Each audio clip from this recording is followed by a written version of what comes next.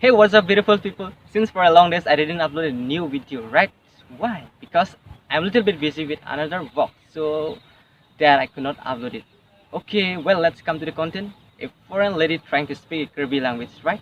So, areng ke lokatum tami ilitum Karbi alam nang niri dunji aphan na ananing ke hangjo. Like, huh? I'm speaking a Karbi language. Karbi alam. Hello. Yes. Ni Karbi alam kaningjeji dan kaningje for easy.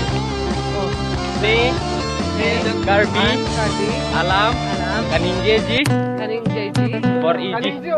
Yes, kaningje for easy.